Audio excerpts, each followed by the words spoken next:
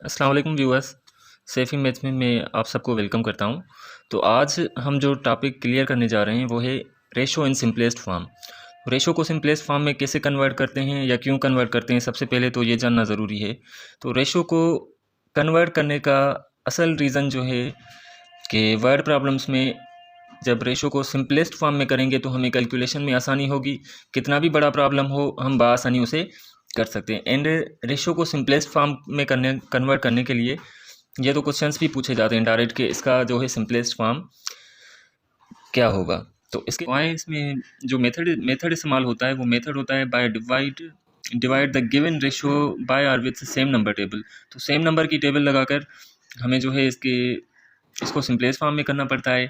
ठीक है, तो आज जो है मैं आपको तीनों प्रॉब्लम्स पढ़ाऊंगा, तीन नहीं बल्कि चार हो जाएंगे इसके, जिसमें पहले में होल नंबर, उसके बाद डेसिमल, देन फ्रैक्शन एंड उसके बाद मिक्स, जिसमें डेसिमल भी होगा, फ्रैक्शन भी होगा एंड होल नंबर भी होगा। इस तरह के प्रॉब्लम करवाऊंगा।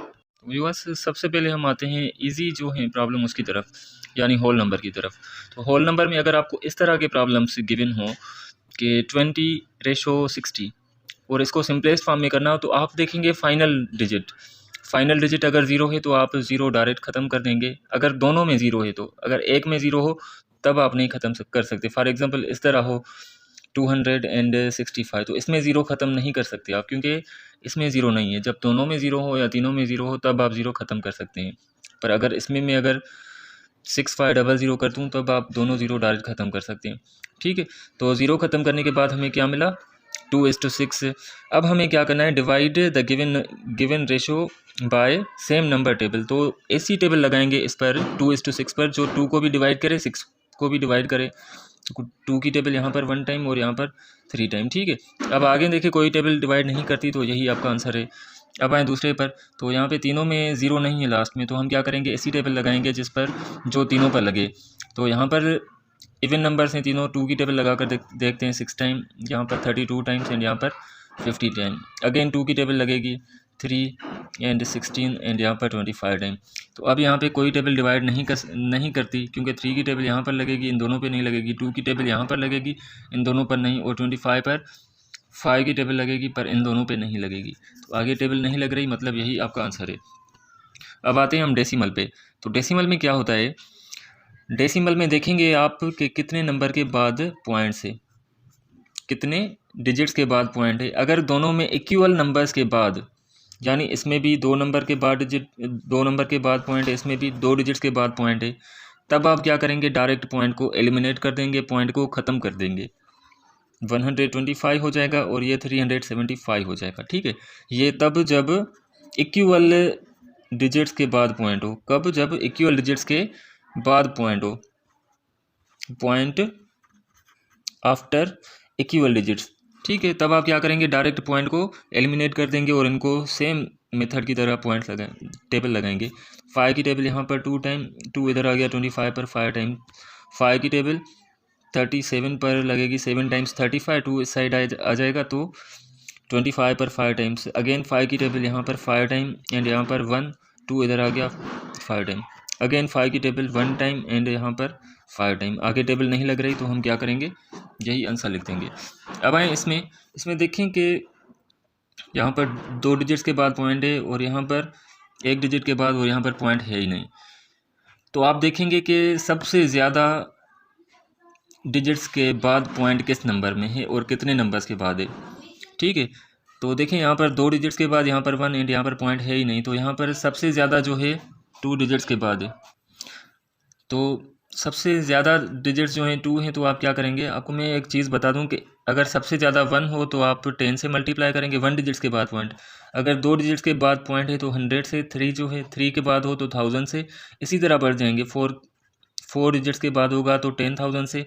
ठीक है, तो यहाँ पर आप क्या करेंगे कि 2 डिजिट्स के बाद पॉइंट है तो आप क्या करेंगे, 100 इसके साथ भी मल्टीप्लाई, 100 इसके साथ भी और 100, यानी तीनों नंबर्स के साथ आप 100 मल्टीप्लाई करेंगे। तो 2 डिजिट्स के बाद पॉइंट है तो ये पॉइंट ख़त्म हो जाएगा। अब यहाँ पे राइट साइड मूव करेंगे 1 टाइम, 2 ज़ीरोज़ हैं तो एक हम ज़ीरो दे देंगे, तो ये हो जाएगा 1 ज़ीरो, 250। और इसमें हम क्या करेंगे, 50 को 100 से मल्टीप्लाई करेंगे तो ये क्या हो जाएगा, 5000 हो जाएगा। अब आए देखें दोनों में एक नंबर के दोनों में जो है ज़ीरो है, ठीक है। तो फर्स्ट ज़ीरो में ख़त्म कर दूंगा। अब 5 की टेबल यहाँ पर 5 टाइम, यहाँ पर भी 5 टाइम, और यहाँ पर ये 1 एंड 00 अगेन 5 की टेबल 1 टाइम, 5 की टेबल 1 टाइम एंड 100 पर 20 टाइम्स, ठीक है। अब आगे डिवाइड नहीं कर सकते हम, तो यही हमारा आंसर है फाइनल। अब आए हम इन नंबर्स पे या इन प्रॉब्लम्स पे। तो फ्रैक्शन में क्या होगा, फ्रैक्शन में आप डिनोमिनेटर्स की एलसीएम करेंगे सबसे पहले, एलसीएम ऑफ डिनोमिनेटर्स। तो यहाँ पर क्या है, 8 एंड 12 जो है डिनोमिनेटर से, 8 एंड 12 की एलसीएम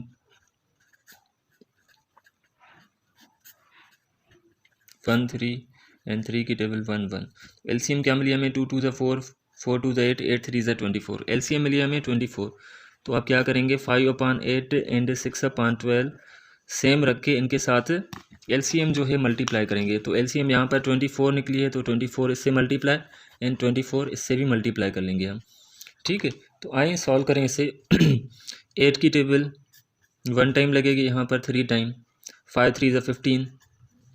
12 की टेबल 1 टाइम एंड यहाँ पर 2 टाइम, 6 2 ज़ा 12, ठीक है। उसके बाद देखेंगे आपके इन दोनों को ऐसी कोई टेबल है जो इन दोनों को डिवाइड करे।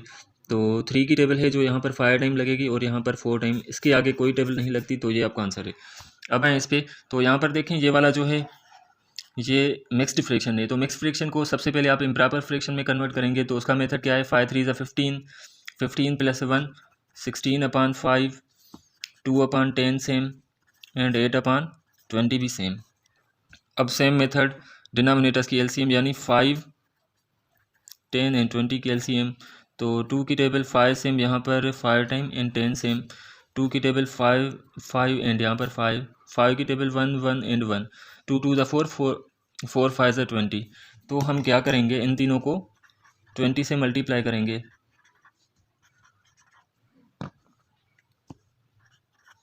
आए टेबल लगाएं, 5 की टेबल यहाँ पर 1 टाइम एंड यहाँ पर 4 टाइम, 16 4 ज़ा 64।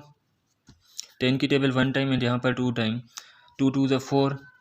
20 की टेबल 20 पर 1 टाइम, तो 8 1 ज़ा 8।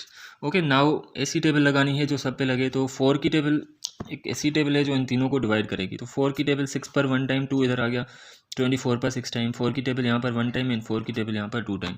तो अब देखें 1 आ गया, 1 आ गया, तो हमें यहीं पे ख़त्म करना है, क्योंकि इन तीनों पर जो भी टेबल लगाएंगे आंसर हमें सेम ही मिलेगा, ठीक। अब आते हैं मिक्स्ड पे, जो सबसे कॉम्प्लिकेटेड है। तो इसमें आपने क्या करना है, इसमें सबसे पहले आपने तीनों को बनाना है फ्रैक्शन। तीनों को क्या बनाना है, फ्रैक्शन करना है। तो आए, ये ऑलरेडी फ्रैक्शन है, पर मिक्स से मिक्स को हम क्या करेंगे, इम्प्रॉपर में करेंगे। 3 5 ज़ा 15, 15 + 2 17/5।